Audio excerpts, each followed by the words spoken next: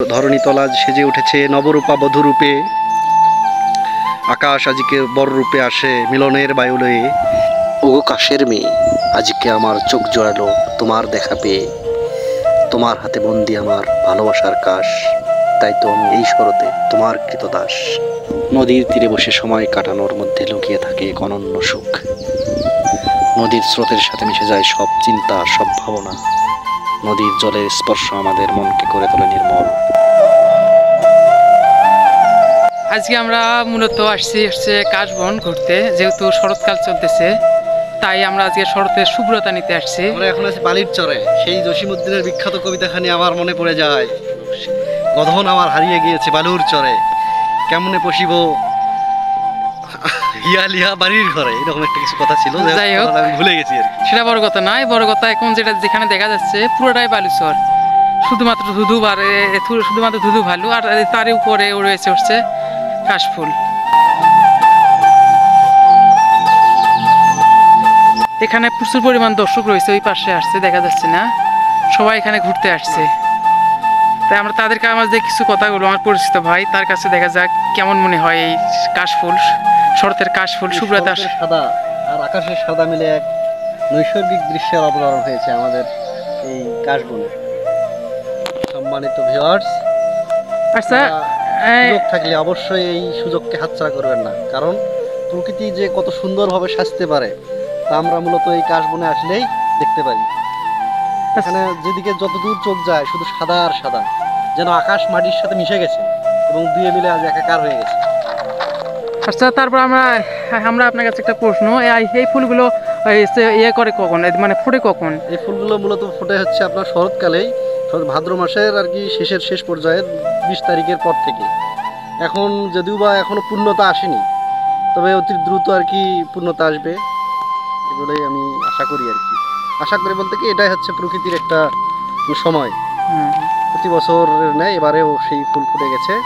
যাক, আপনাকে অসংখ্য ধন্যবাদ। ঋতুর পালাক্রমে বৃষ্টিময় বর্ষার শেষে প্রকৃতির নেমে আসে শরৎ। শরতের জয়গানে হেসে ওঠে প্রকৃতি, নেচে ওঠে নদীর দুকুল। শরতের শুভ্রতা ছাপিয়ে অনুপম রূপে সেজে ওঠে মাঠঘাট। শরতের এই স্বচ্ছ আয়োজনে শেফালির মতো হেসে ওঠে মন।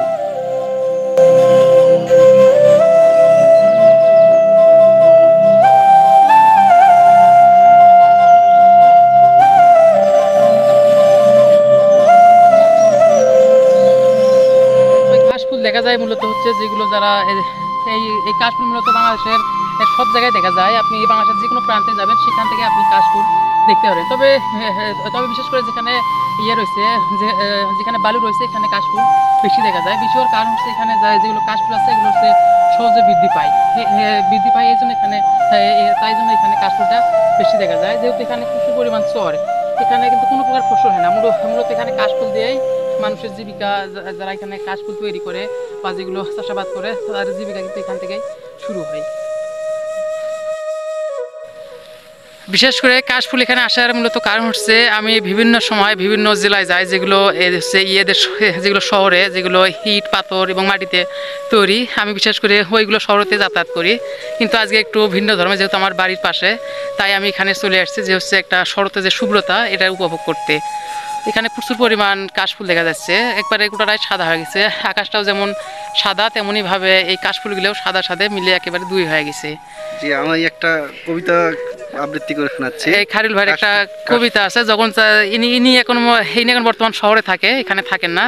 তাই যখন তিনি এখানে ছিলেন তখন তিনি একটা কবিতা এখানে আবৃত্তি করেন, যেহেতু তিনি বাংলা বিভাগে রংপুর কামেগেল কলেজে, তিনি তার একটা কবিতা আবৃত্তি করে শোনাই। কবিতার নাম হচ্ছে কাশ। আজকে ধারায় আসিয়াছে বান, আকাশ জমিনে তারই আহ্বান। শরতের ছটা আকাশ হতে জমিনে পড়েছে ঢালি।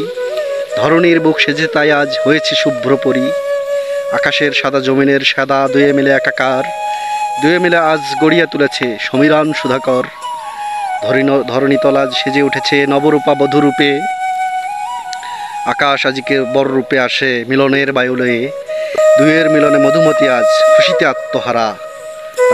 তারই আহ্বানের নদীর দুকুলে পড়িয়া গিয়াছে সাড়া। পানির বুকেতে শরতের ছবি করিতেছে আজ স্নান। পরিপাটি ওই শরতের মুখ প্রভাত কিরণে লাগে তার সুখ, দিয়ে মেলা আজ দীপ্তি ছড়ায় বাংলার নদী মাঠে।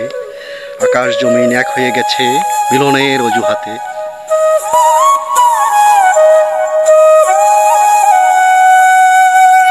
নীল আকাশে ভেজা তুলোর মতো সাদা মেঘের ভেলায় ছেড়ে প্রকৃতিতে উড়ে বেড়াচ্ছে শরৎ। শরৎ মানে আকাশের বুকে সাদা মেঘগুলো রাজত্ব করে বেড়ায় বিভিন্ন আকারে। শতব্যস্ততার মাঝেও যান্ত্রিকে শহরে যারা প্রকৃতিপ্রেমী না, তাদের দৃষ্টিও আটকে যায় এই প্রকৃতির উচ্ছল আনন্দের মাঝে। তাই তো কবিগুরু বলেছিলেন, আজ নীল আকাশে কে ভাসালে সাদা মেঘের ভেলা রে ভাই, সাদা মেঘের ভেলা। শরৎ সেজেছে কাশফুলে, থরে বিথরে বালুচরে, সাদা মেঘের শতদল উঠছে অপরূপ নীলাম্বরে।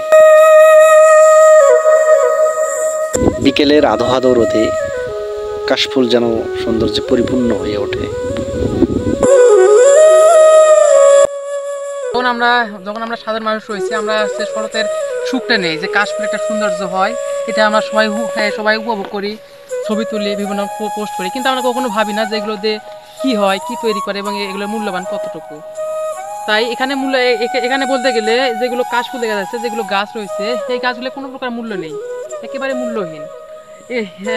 এগুলো দিয়ে মূলত দুটি কাজ হয়। এক নম্বর হচ্ছে এগুলো দিয়ে হচ্ছে জাল দেওয়া হয় চুলায় বা উনুনে, আর একটা হচ্ছে যেগুলো হচ্ছে পানের বর রয়েছে সেখানে করা হয়, খুবই কম দামে পানের বরের উপরে ছাউনি দেওয়া হয়। এই দুটি কাজ ছাড়া মূলত এর আর কোনো কাজই নেই। আরেকটি কাজ সেটা হচ্ছে গ্রাম বাংলার রমণীরা বাড়ি ঝাড়ু দেওয়ার কাজে ঝাড়ু হিসেবে এগুলো ব্যবহার করে। না, এখানে আরেকটা বিষয় হচ্ছে, যেখানে ঝাড়ু দেওয়া হয়, এখানে যেগুলোতে ঝাড়ু দেওয়ার জন্য ব্যবহার হয়, এগুলোতে কিন্তু কাশফুল হয় না, সেগুলোতে এমনিতেই ভাবে দাঁড়িয়ে থাকে, সেখানে কাশফুল হয় না, মানে একটু আকারেও অনেক ছোট হয়। কিন্তু যেগুলোতে আপনার কাশফুল হবে, এগুলোতে মূলত দুটি কাজে, এক নাম্বার হচ্ছে চুলায় জাল দেবে, নয়তো বা দুই নাম্বার হচ্ছে যেগুলো পানের বর রয়েছে এগুলোতে করবে। এগুলোতে ঘাস অনেক আধিক্য, মানে কাশ গাছের সাথে সাথে ঘাসের গাছও বেড়ে উঠেছে। মূলত আমরা যাচ্ছি একেবারে দিগম পথ দিয়ে, যেখানে মানুষজন যায় না, মানুষজন যেগুলো সরু রাস্তা আসছে সেইগুলোর ভিতর দিয়ে যায়, কিন্তু আমরা একেবারে ভিতর দিয়ে যাইতেছি, যে হচ্ছে যেখানে যাওয়ার মতো কোনো রাস্তা নাই। এখানে ভয়ঙ্কর কিছু থাকতে পারে, যেহেতু সাপ বা রাস্তার ভাইপার বিভিন্ন রকম কিছু থাকতে পারে, তবে এগুলো মূলত হয় হচ্ছে কোনো পথ নেই। না, এত কাশফুল আমার জীবনে আমি ভাবতে পারি না এত কাশফুল হতে। এখানে আমার জুতা স্যান্ডেল পর্যন্ত ছিঁড়ে গেছে এখানে, এমন পর্যন্ত এখানে এমন একটা রাস্তা, কোনো রাস্তা একেবারে ভিতরে প্রবেশ করছি।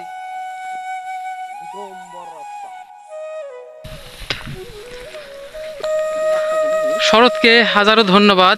আমরা শরতের বেলা শেষে এখন আমরা চলে যাচ্ছি, একেবারে দিগম পথ, কোনো প্রকার পথ নেই, মাঝ দিয়ে চলাচল করতেছি। আবার আসিব ফিরে কাশবনের ওই নীড়ে।